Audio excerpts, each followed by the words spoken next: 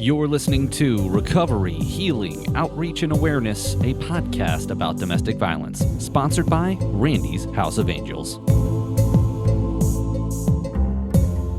Domestic or intimate partner violence is a complex and silent epidemic that affects millions of people worldwide. To respond to the overwhelming issues associated with domestic violence, Randy's House of Angels has produced a series of podcasts that will bring this epidemic to the forefront of public consciousness and break the silence that often shrouds it. This is Paul Miller, producer of this program, and by creating a dedicated platform, Randy's House of Angels hopes to create a safe space for survivors, advocates, and experts to share their stories, insights, and knowledge. A series of topics will be discussed that can offer vital support and resources to victims and survivors, helping them realize that they are not alone and that there is help available. It can also serve as a catalyst for raising awareness and fostering necessary conversations within families, communities, and institutions to empower individuals, foster empathy, and inspire collective action toward eradicating domestic violence while creating a safer, more compassionate society. We invite you to access the podcast by going to randysHouseofangels.org. Today, we will be defining what resilience means in the context of intimate partner violence and share stories from survivors and victims who have transitioned from being victims of intimate partner violence to victors through resilience. We will explore the challenges survivors faced and how they navigated them on the path to resilience, the role of self-discovery in overcoming trauma, and sharing coping strategies survivors used during and after the experience of intimate partner violence. We will explore the significance of community support, including friends, family, and support groups, in fostering resilience and how victims turn their pain into empowerment and advocacy. Finally, we share the role of professional help, therapy, counseling, tools, and resources to assist survivors and victims in their journey. Joining us today is Sherry Peters, Dr. Ellen Smith, and Nancy J. Chavez. Nancy J. Chavez is the founder and executive director of Randy's House of Angels, focused on providing therapeutic programs to children who are victims of domestic violence.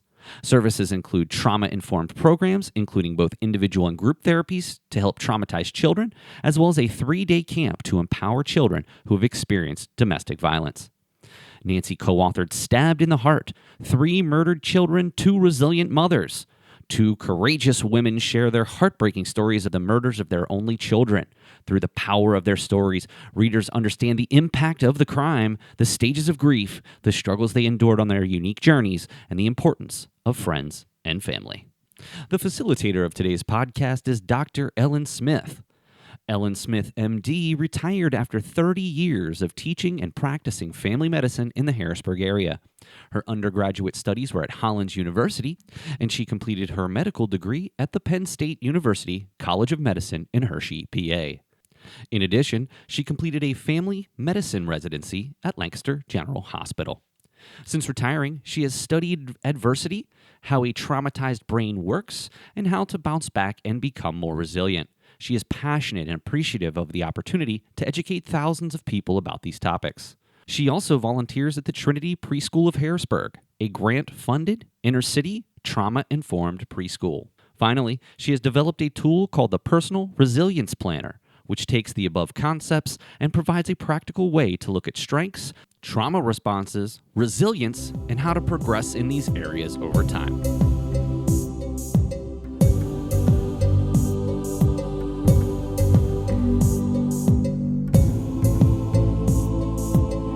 Hello, Nancy Chavez and Sherry Peters. This is Ellen Smith. I'm so happy that you're here today to talk about from victim to victor. And there's many other ways to look at that. Let me briefly introduce myself, and we'll have each of you introduce yourselves. I'm Dr. Ellen Smith. I've been in private practice family medicine for years, and as well as education. I'm so happy to be able to be working in the resilience field at this point in time. Nancy. Hi, Ellen. Thanks for inviting me here today. I am a victim of domestic violence and also a survivor of my daughter's murder. I also have a wonderful nonprofit, Randy's House of Angels, that works with children that are victims of domestic violence.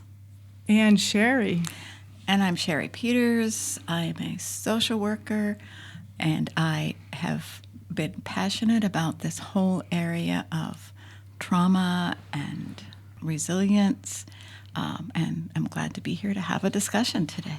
So when we talk about resilience, that describes a situation where you've been in a tough situation or virtually impossible situation you've come out the other direction and have been growing and making a difference. And I'll start with Nancy. You've had a virtually impossible situation and you've come out and opened up Randy's House of Angels and helped countless children and families. Can you talk a little bit about what got you through it and how you're doing now? So I'm going to work backwards here because the murder of my daughter was very traumatic for me, but I also want to start with being a victim of domestic violence was pretty traumatic for me. Being very young when I was married, I really endured a lot of so many types of abuse, and not just physical abuse, but emotional abuse, financial abuse. I mean, it just was ongoing with my ex-husband.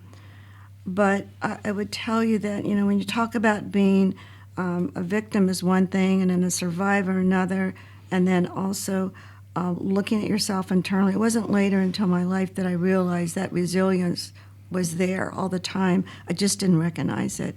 And certainly being able to utilize my resources and understanding myself, because as a victim of domestic violence, your self-esteem is pulled from you, or you don't have any self-esteem, because that was or is the whole focus of a person that's abusing you, is having full control. So you lose all focus of that. So I did live that, and for many years until I left my abuser and I began to find myself, to love myself. And as part of that, I set goals. And not only having my daughter, as I always said, was my angel, but also my daughter giving me guidance and also perseverance to be able to be the best mentor to her. So, getting out of the abusive relationship was very traumatic for me. People always say, well, yeah, you're a victim. And I will be honest with you, I didn't recognize that I was a victim and that word until later, when it became pretty popular when I was in my 30s. And so when I look back on that now, yeah, I was a victim of domestic violence. Was I a victor when I left my abuser? I don't look at myself as being a victor. I just looked at having safety in my life, being at peace with myself, and also protecting my daughter, Randy. And being a single parent, of course, was very challenging for me. And so as a result of that, when you set yourself goals, I think that is probably the most important aspect of my resilience, being able to not only set those goals, but also maintain them and use them as your guidance, putting myself on a budget and sacrificing so many things in your life as part of that budget, being able to look at the future of being able to manage your money that you do earn, maintaining a job and keeping that job, preparing for yourself. Like, I went to school at night. When I say school, college. And I went to a local college here in central Pennsylvania. I got my associate's degree, but I went at night. Each semester I took a class so I can afford it. And so that gave me the opportunity to look at, okay, so I'll have to work 2 or 3 jobs in addition to my main job in order to pay for it. And then, honestly, with that goal set, I was able to complete my education and got my master's after 15 years at night during the summer, all year round. That was so important to me, and I think that that's where I found my resilience, to say that I could do it, I could focus, and certainly move forward. That is wonderful. Thank you for that story of your life. I want to just emphasize the issue of small goals. You didn't go from being abused to having a master's degree in one fell swoop. You made a tiny goal. You mentioned a budget, and you've stuck with it. And I'm guessing that on occasion you messed up and you didn't stick with it, but then you got right back on the next minute or the next day, and then you decided you wanted to go to college, and you stepped out to do that. And I think that's so important in terms of resilience and the ability to go. We're going to use the term going from victor victim to victor, but you'll hear some other things as we go forward about how people see themselves and what each of us have had in a journey. I'm going to segue over to Sherry and your thoughts about your journey and the resources that you've used over that period of your journey. Thanks, Ellen. I think in listening to Nancy's journey, and it's quite a journey, I think the victim language and then coming into feeling safe, sort of like surviving. And so we often hear the word survivor related to going from a victim to a survivor. And I think that language of moving into victor is, as you pointed out, a long process, small goals. This whole idea of resilience is something that in my professional journey along the way first was focused very much on trauma until I realized that the really important piece is building resilience and helping others to build resilience, not only recognizing the trauma or the impact of that trauma, but then moving through, just like Nancy did, to set goals, to try to figure out what is important and go for it. It's that resilience piece when I discovered that there's not only, we've talked in the trauma world a lot about adverse childhood experiences or ACEs. That's a common language now that wasn't at first when the study was first done in the 90s, but then discovering through you, Ellen, that there was also this positive childhood experiences, which is all about resilience and bouncing back and not paying the most attention to the impact of the trauma, but really paying the most attention to all of those positive qualities. So I think that's part of my journey as a professional in this field, is learning more about resilience and the importance of giving people hope, because that hope is what keeps people on that path towards building more resilience. When I listen to you, Sherry, I also thinking about that resilience takes a lot of planning. It just doesn't happen overnight. When I say planning for you as an individual, I mean, what do you want to do with your life? Not what someone else wants you to do, but what do you want to do? And that allows you to see the beauty of the resilience. I wrote a book with another victim, another survivor, and I want to talk about those terms in a second, but with another survivor. And we actually, talked about our resilience of how we moved on with our life after the death of our children.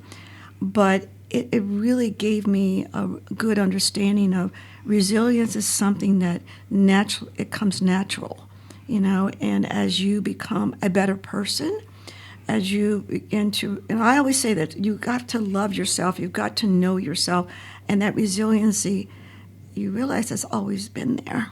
I want to switch over to the terms. Victims, victors, survivor. It's the choice of the person, I believe, what they want to be labeled. And in all due respect to anyone out there, yes, I was a victim of domestic violence. I always felt that, being labeled a victim, walk around with this black cloud. I didn't want anyone to know that I was a victim. I didn't want anyone to know that my ex-husband was an abuser. It was that secrecy that I kept for so many years. So that word victim is like a black cloud sometimes. So survivor, yes. Being able to come out of a relationship, to make that decision, and it took me several times, as they always say, it takes at least 9 times to leave a relationship, abusive relationship. It took me several times. And once I did, perhaps I was a victor, then I felt, but I didn't label myself a victor then, that I took that step. But survivor, I believe, in my case, is that, I survived the murder of my daughter in 2003, which was so devastating. And so I will share with you that they labeled my daughter's murder as domestic violence, and that just bothered me so much because I said, no, there was no domestic violence in their relationships between her and her husband. And then I realized that it's through criminal justice, it's labeled when someone is murdered in their home, and it does, in this case, involved her husband, that they labeled it there was domestic violence.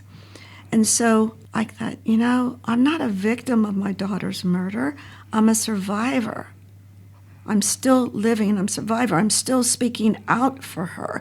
I'm still going to be in the courtroom and always be there to represent and be her voice. So that's where my survivor comes from.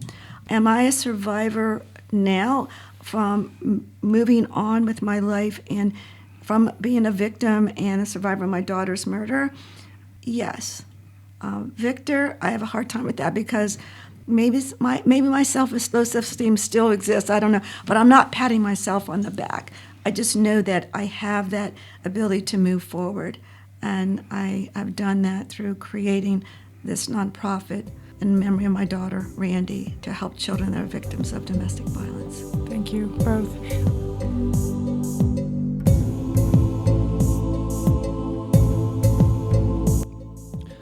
Did you know that Randy's House of Angels has served over 275 children since 2012? Go to randyshouseofangels.org to learn more about programs offered to children who are victims and or exposed to domestic violence.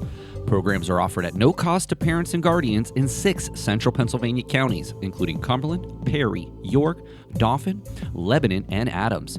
Contact Nancy Chavez at 717-503-4498 or email randyshouseofangels@gmail.com for more information.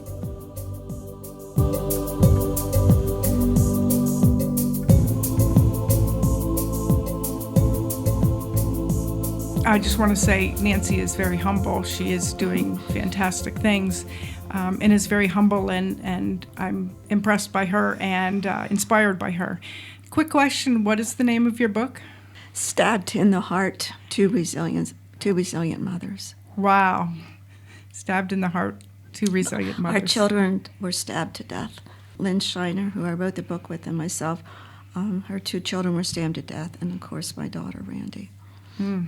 Wow. I've heard the term thriver. And again, Nancy mentioned this, there's no cut and dried, there's no cookie cutters, but survivor may be one place and thriver may be one place. And I think part of the podcast intention is to help people understand what their experiences are in light of others. We're not proscriptive, we're just giving some ideas. The other thing I like to think about, and Sherry alluded to this, is not spending a huge amount of time in the past in terms of what's happened to us, whether it be abuse or neglect or poverty or whatever. But thinking about the way I think about it is that's the rearview mirror. We don't drive by looking at the rearview mirror, but the rearview mirror is a tool for us, a resource for us. It tells us what's in the back. And the same goes for PACEs, positive childhood experiences, but they don't get brought up as much, and that would be things that we don't tend to take a look at. And for me, I had a grandmother who lived 2 houses away, and I could talk to her about anything and everything. She helped me walk through those little steps of adolescence and all the things that happened to me. And I think it's important that person might be a safe neighbor, it might be a relative, it might be a teacher, it may be a counselor. Perhaps the others of you can comment on who it could be that would be positive in helping people get through, whether it be serious abuse or neglect, or just the simple lumps and bumps of adolescence. Ellen, I think that's a really good point. Paying attention to those people in our lives that are so special that we could go to them at any point and talk about whatever we need to talk about. And so I think it could be anyone. You suggested a number of people that it could be, and I think each of us has to identify in our own lives, who is it that makes us feel good about ourselves? Who is it that is willing to listen? Because that's a skill that not everyone possesses. When you sometimes reach out to someone and hope that they will listen and they end up not listening, that's your clue to move on to find someone who will.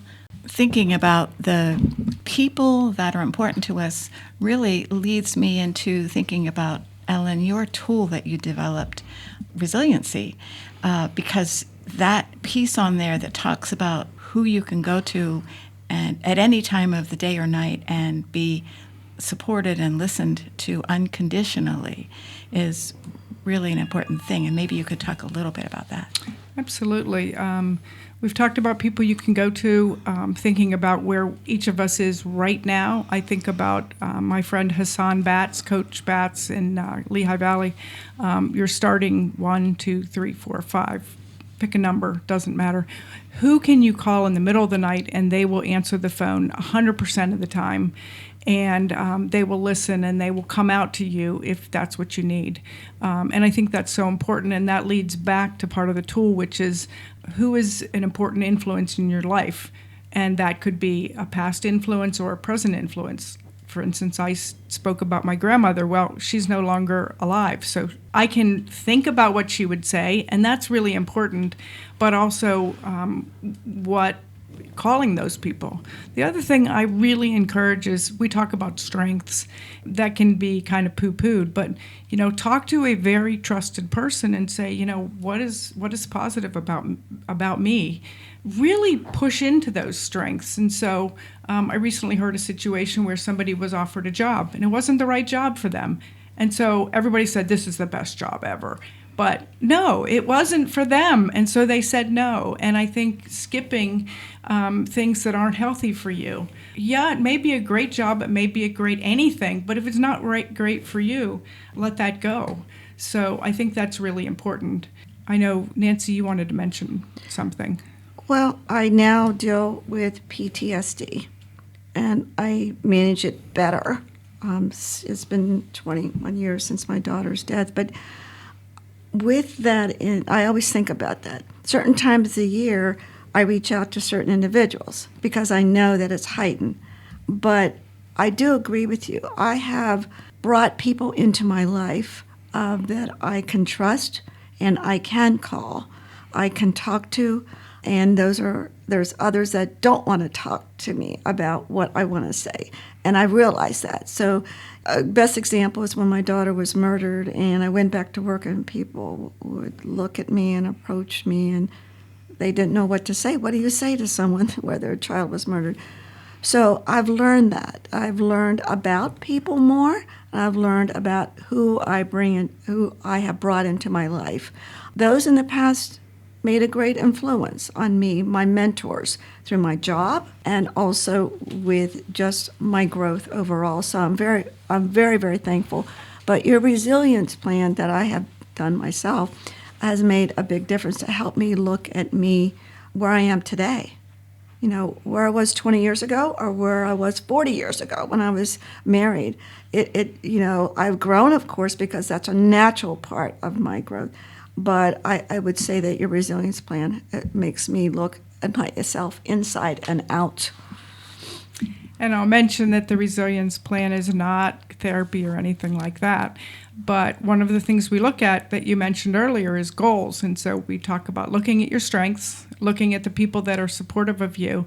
And I think it's important to say certain people can be supportive in one area of our life and certain people not, when we talk about, say, for the job or personal life or, if that's appropriate, parenting life. But we talk about goals. And so if I can ask, Nancy, you and I talked about like some little tiny goals to move towards your bigger goals, but not saying I want to get, let's look back a number of years for you, I want to get my master's. That doesn't happen between now and tomorrow. You decided, and again, we did this plan since then, but you decided that you would take one course a year, and you had an ideal of getting a master's in the area that you wanted. So how did you break down, say, pick one area that you're like, I want to get to this, and this is the one thing I'm going to do for right now? I wrote a lot of things down. I love to write in general, Yes. but I would always, I'd had my goals, and I would always cross them off. And that made a difference to me, visually seeing them on paper. But the other thing is, I made a commitment to myself years ago that I would write in a journal. And I did that. The first day my daughter was born, I've written in a journal to this day. My daughter would be 49 years old. And so 49 years, that journal has, every day I've written something. And I think that that has helped me, and that is my safe place. I think that's wonderful. Journaling is a wonderful thing for some people. I'm an intermittent journaler, and I tell myself it's time to journal. And most of the time I'm like, I don't want to journal. Well, tough. Sit down, get a cup of coffee, and then you can journal.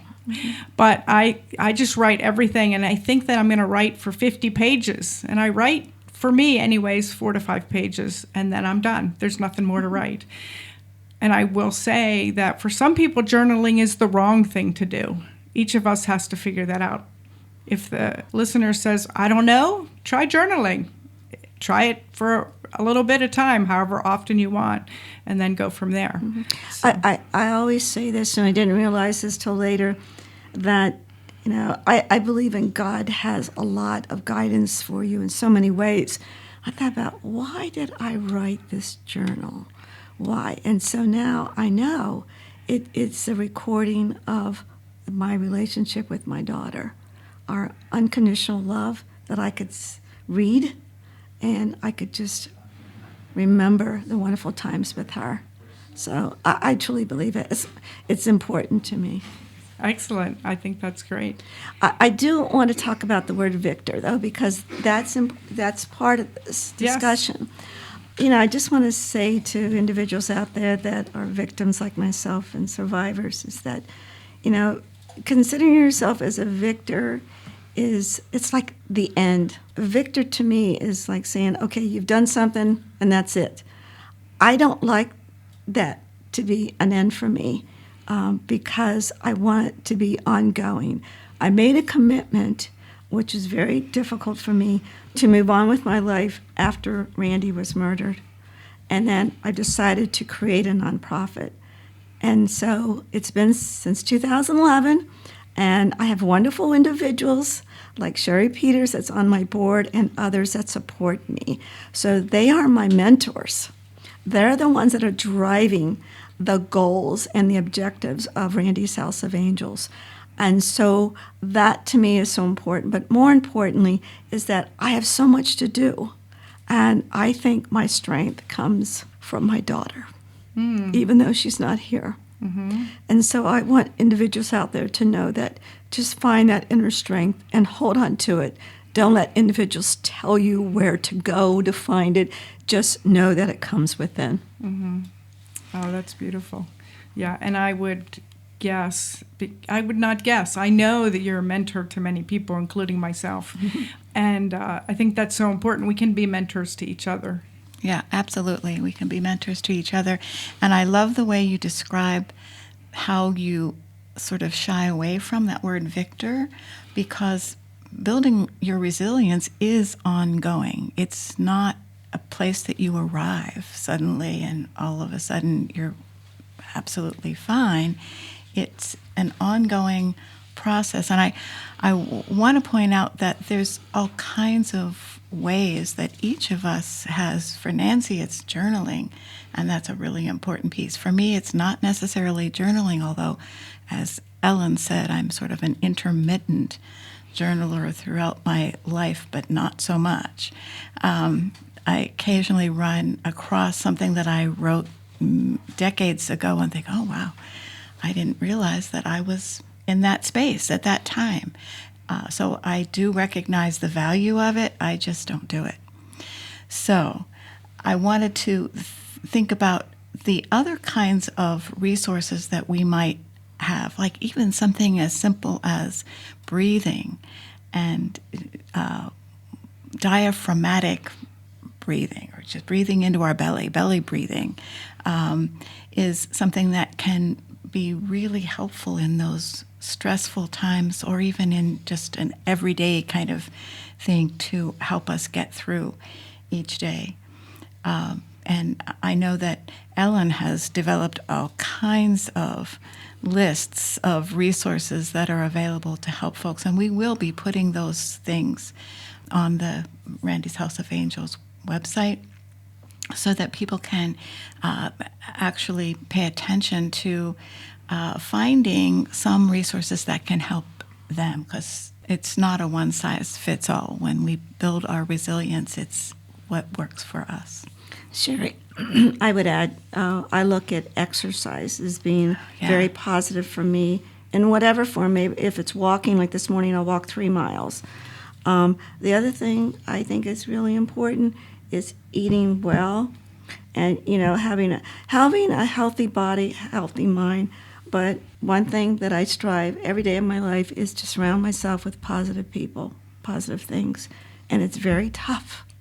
It's very tough at times, and I think that has been a very strong part of me moving forward. That's excellent. I was just about to say, we're about to wrap up, and what do we need to say as comments before we go? I think the couple of things is resilience. There's many definitions, but I'm going to use the definition of bouncing back.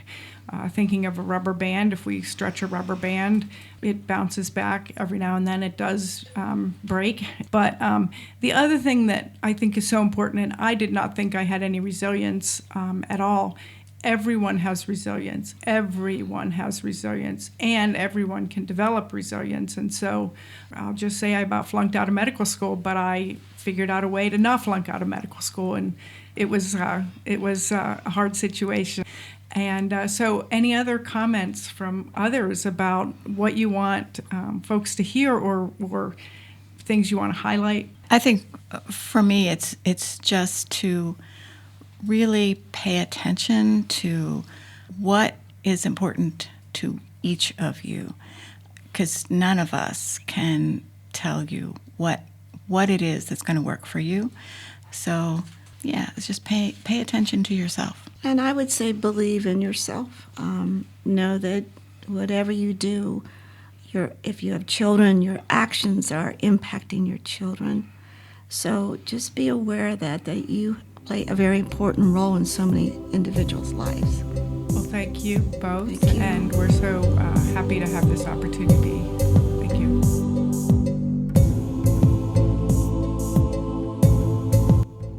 Randy's House of Angels is sponsoring Season 2 of a series of podcasts that will serve as a resource to anyone impacted by domestic violence, including parents, guardians, caseworkers, health providers, advocates, teachers, trauma specialists, clinicians, and more, to provide an overview of domestic violence and how to handle situations where domestic violence is present. Season 2 will include a series of 7 podcasts that will include an overview and understanding the link between domestic violence and homelessness, the relationship between domestic violence and pet abuse, how to navigate domestic violence in an LGBTQ+ relationship, understanding teen violence, the challenges of survivors and resilience revolution from victim to victor, and exploring how cultural traditions impact domestic violence. The podcast will include testimony and stories from experts who work in the field of domestic violence, criminal justice, and social work academia, and a survivor who was a victim of the domestic violence. This podcast will be broadcasted starting in July 24 and running through September of 2024.